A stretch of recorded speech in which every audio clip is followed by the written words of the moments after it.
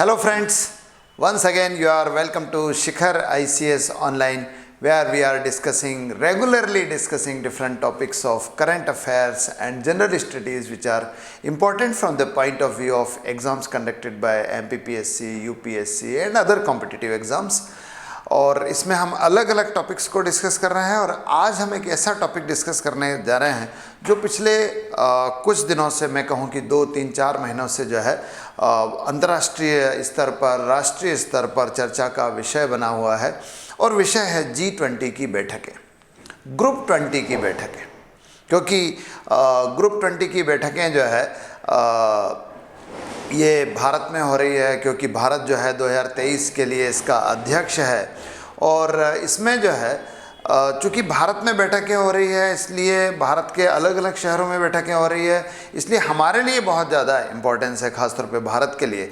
तो हम जो है आज यही देखने जा रहे हैं कि G20 की बैठकों का क्या तात्पर्य है। G20 हम ये देखेंगे पहले तो कि G20 है क्या, एक ग्रुप के रूप में G20 क्या है, उसका उद्देश्य क्या है, उसकी संरचना कैसी है और वो किस तरह से कार्य करता है। लेकिन हमारा सबसे ज़्यादा फोकस इस बात पर होगा कि G20 की बैठकें भारत के लिए क्या अहमियत रखती है। What is the importance of meetings organised in India for G20 for India itself.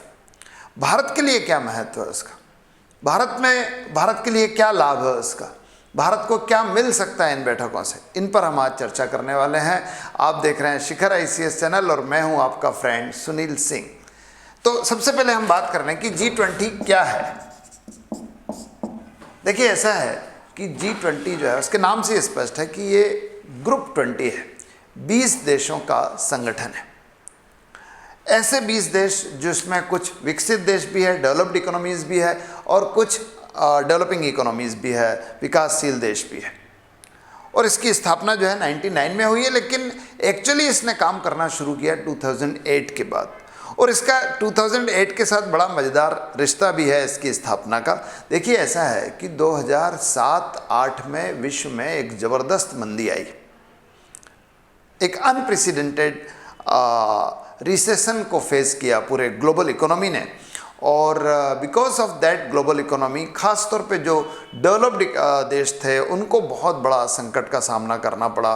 और उनको लगा कि साहब इस संकट से हम अब अकेले उबर नहीं सकते।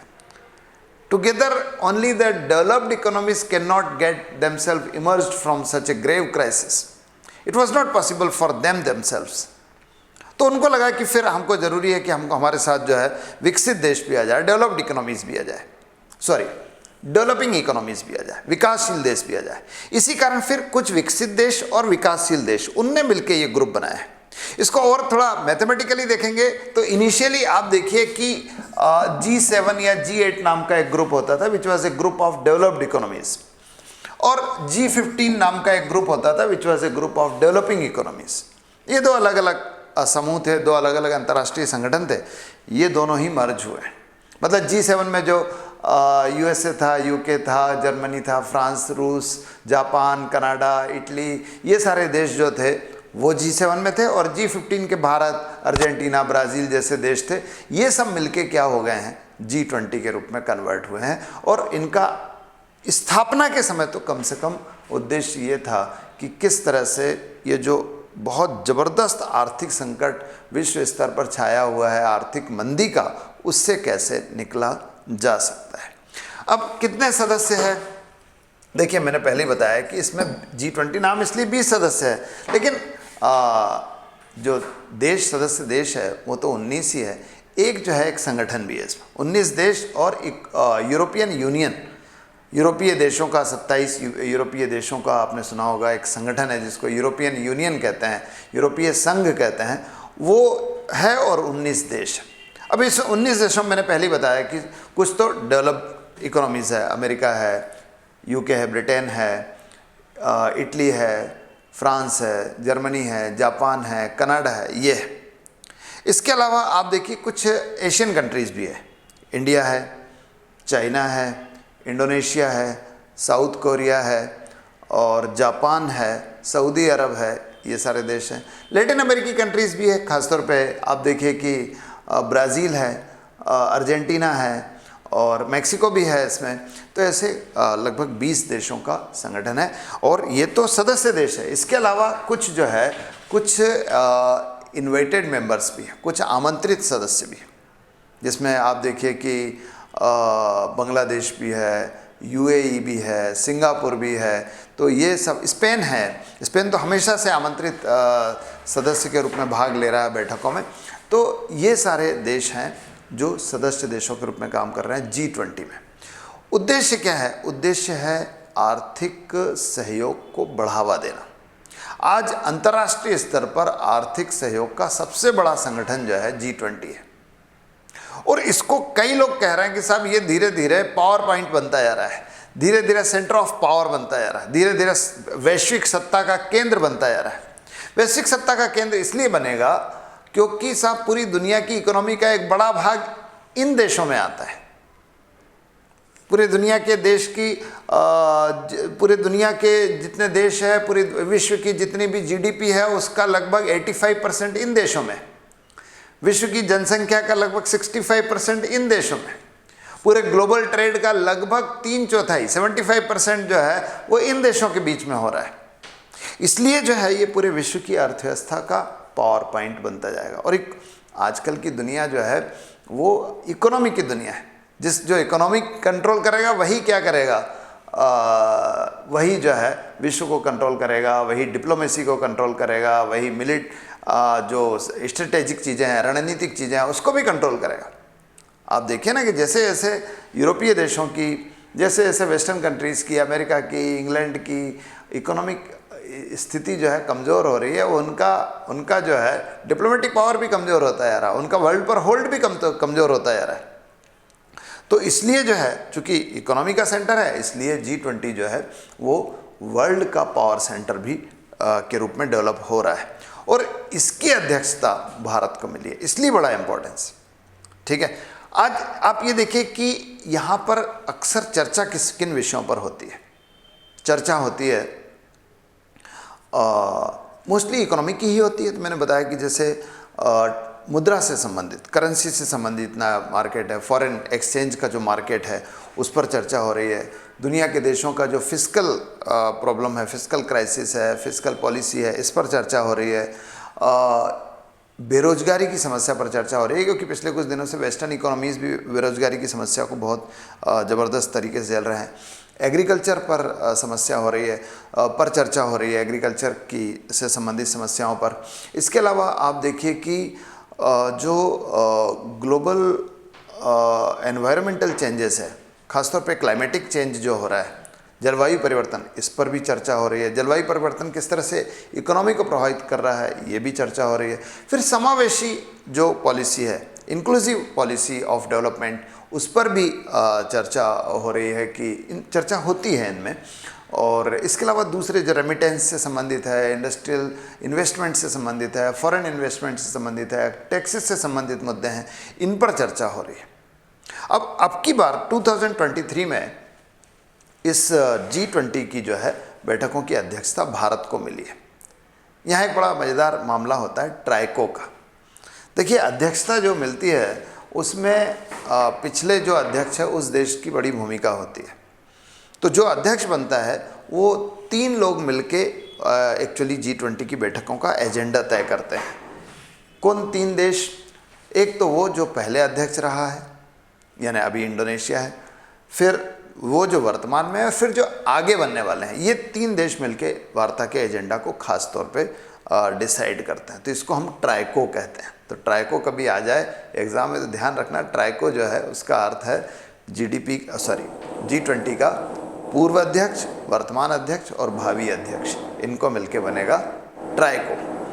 तो भारत में जो है 2023 में जब अध्यक्षता मिली तो भारत में लगातार इसकी बैठकें हो रही है। आपने देखा होगा बहुत ज़्यादा प्रचारित भी किया जा रहा है, जगह जगह चर्चा हो रही है, जगह जगह सरकार के पोस्टर लगे हुए हैं, अखबारों में विज्ञापन आ रहा है कि G20 की बैठक हो रही है, यहाँ हो रही है, वहाँ हो रही है। और G20 की लगातार कई जगह हमारे यहाँ बैठक हुई है, 60 शहरों में लगभग जो है बैठकें हो रही है। उसमें ऊपर नॉर्थ में श्रीनगर से लेके साउथ में महाबलीपुरम तमिलनाडु में, वहाँ तक ले लीजिए, चेन्नई में ले लीजिए, पुणे में ले लीजिए, आप पश्चिम में देखेंगे तो पश्चिम में कच्छ के रन से लेकर गांधीनगर, जोधपुर से लेकर पूर्व में जो है शिलोंग तक, गुवाहाटी तक, यहाँ तक जो है उसकी बैठकें जो है हो रही है। और इन बैठकों में अलग अलग विषयों पर चर्चा हो रही है, कहीं पर विकास को लेकर, कहीं जलवायु परिवर्तन को लेकर, कहीं टूरिज्म को लेकर, लेकिन अलग अलग जगह बैठक हुई। इवन भोपाल में ही बैठक हुई है, इंदौर में भी बैठकें हुई है, G20 की पार्लियामेंट्री अफेयर्स की बैठक हुई है। इस तरह की कई बैठकें जो है G20 की हो रही है ऑल अक्रॉस द कंट्री। और भारत ने कुछ चीज़ों को बड़ी प्राथमिकता से यहाँ चर्चा में रखा है, खासतौर पे आपके करप्शन को कंट्रोल करने के लिए, खासतौर पे भ्रष्टाचार के विरुद्ध जो लड़ाई है, जिसको हम कॉम्बेट अगेंस्ट करप्शन कह रहे हैं, उसमें एक दूसरे के साथ सहयोग करने पर भारत ने प्राथमिकता दी है पूरी चर्चा के दौरान।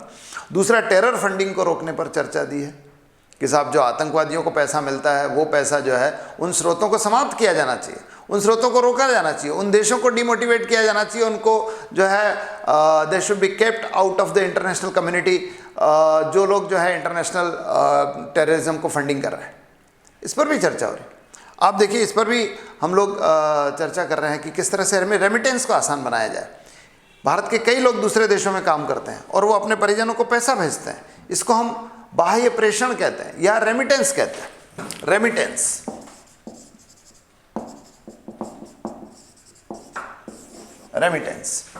बाह्य प्रेषण कहते हैं। तो ये रेमिटेंस जो है इजी होना चाहिए, इसकी कॉस्ट कम होनी चाहिए, तब ये पैसा भारत में ज़्यादा आएगा। भारत के जो लोग विदेशों में काम कर रहे हैं, जिनको हम NRIs कहते हैं, अनिवासी भारतीय कहते हैं, वो लोग जब पैसा भेजे तो इसको आसान कर दिया जाना चाहिए। इस पर भी भारत ने चर्चा की। तो भारत इन चीज़ों पर, भारत बेरोजगारी पर भी चर्चा कर रहा है, भारत अंतर्राष्ट्रीय व्यापार को बढ़ावा देने की चर्चा कर रहा है। भारत जो है, भारत ने यह भी कहा है कि WTO की जो भूमिका है उसको रीडिफाइन किया जाना चाहिए, फिर से परिभाषित किया जाना चाहिए। इस पर भी चर्चा हो रही है।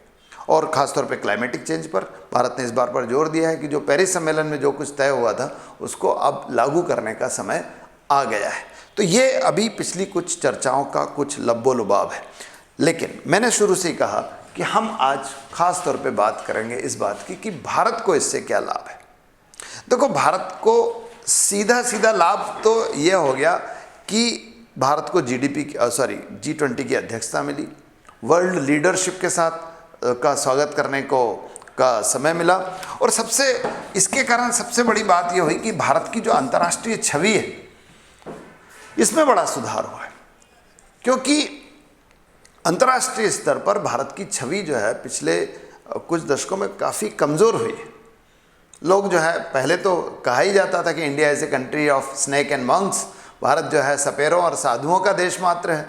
लेकिन यहाँ इस मीटिंग के कारण इतने सारे देशों के वित्त मंत्री, विदेश मंत्री, इतने सारे देशों के जो डिप्लोमेट्स हैं वो सब भारत आए और उन्होंने भारत को देखा, भारत को एक नए उभरते हुए भारत को देखा, एक newly developed and emerging country के रूप में भारत को देखा। तो इससे भारत की अंतर्राष्ट्रीय छवि में जो है सुधार हुआ है। भारत के प्रधानमंत्री की छवि में सुधार, भारत की छवि पहले से नरेंद्र मोदी की छवि एक अंतर्राष्ट्रीय नेता के रूप में उभर रही थी, उसमें और जो है इजाफा हुआ है। इससे कई देशों के विदेश मंत्री मिले और भारत इस मामले में सबसे ज़्यादा कामयाब रहा है यहाँ पर कि इसके पहले की G20 की बैठकों में कई देश ऐसे होते थे जो बायकॉट कर देते थे। रूस ने पिछली बैठक जो इंडोनेशिया में हुई थी उसका बायकॉट किया था, लेकिन इस बार रूस भी आए हैं, अमेरिका भी आया है। भारत पहली बार अमेरिका और रूस के विदेश मंत्रियों को एक दूसरे के सामने खड़ा करने में कामयाब हो गया है। तो इससे जो है भारत की अंतर्राष्ट्रीय छवि जो है वो बहुत ज़बरदस्त सुधरी है। मोदी जी की अंतर्राष्ट्रीय छवि जो है उसमें ज़बरदस्त निखार आया है।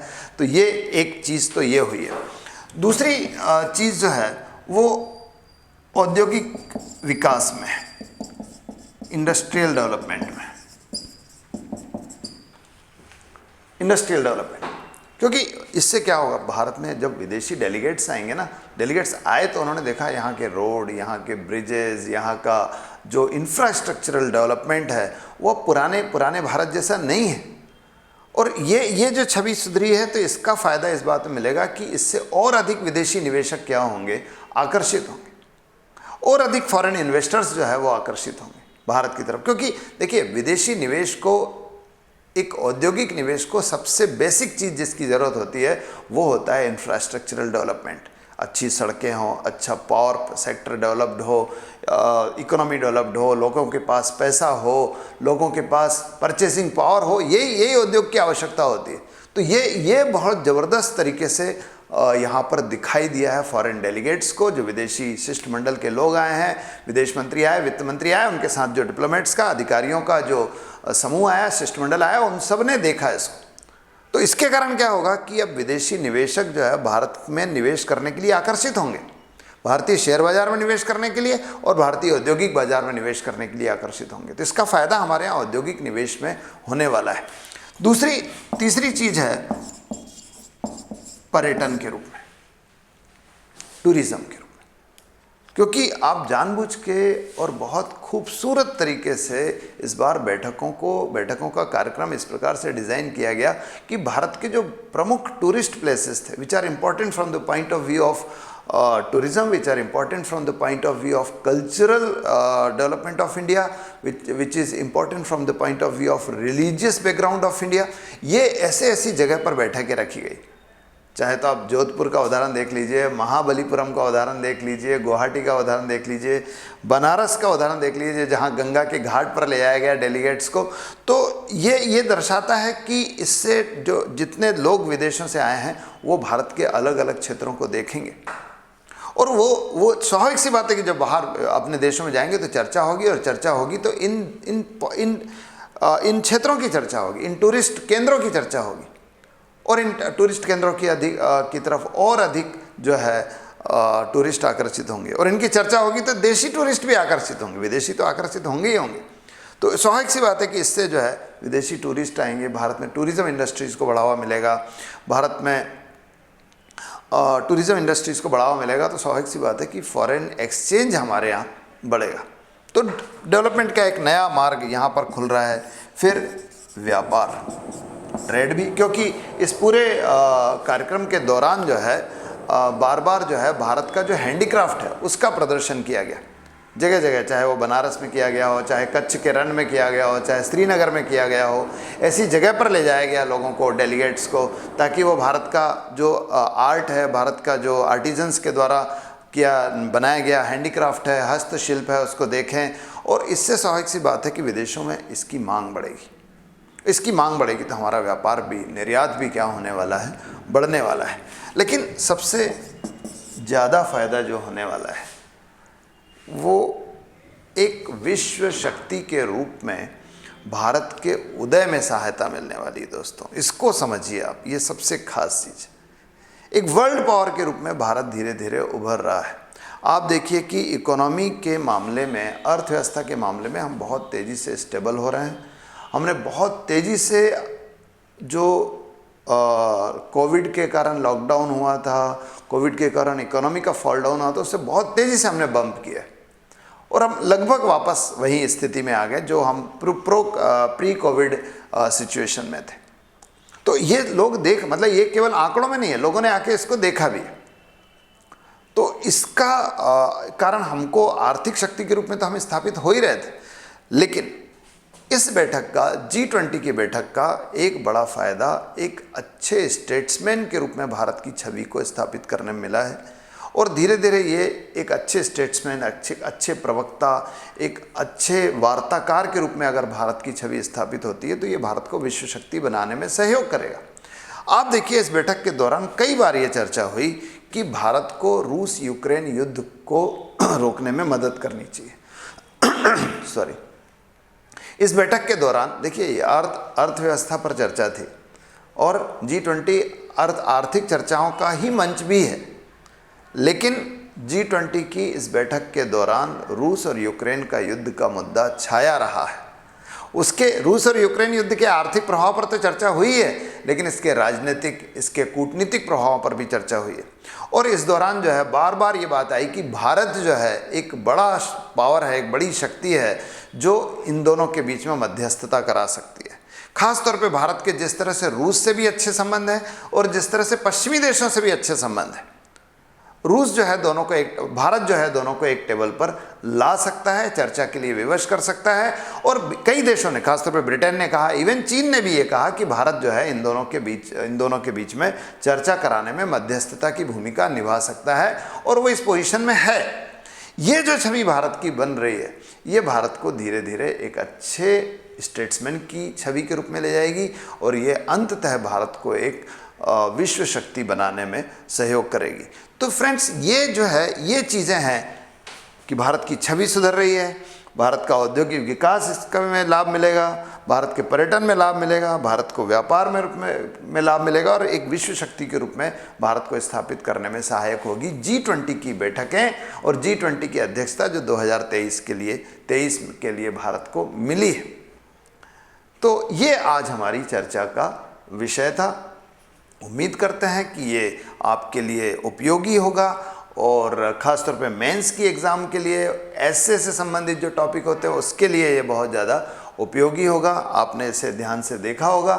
इससे संबंधित और कोई क्वेरी है, इससे संबंधित और कोई चीज़ है जिस पर आप चर्चा करना चाहते हैं, तो कमेंट करके हमें बताइए, और ये भी बताइए कि आप अगले वीडियो में किस विषय पर चर्चा सुनना चाहते हैं। अगर आपकी अपनी कोई पसंद हो तो वो भी बताइए। अगर आपको ये वीडियो अच्छा लगा है तो लाइक कीजिए, अपने फ्रेंड्स के साथ शेयर कीजिए, और हाँ, अगर आपने अभी तक हमारा चैनल सब्सक्राइब नहीं किया है तो इसे सब्सक्राइब भी कीजिए। तो thank you very much, have a good day.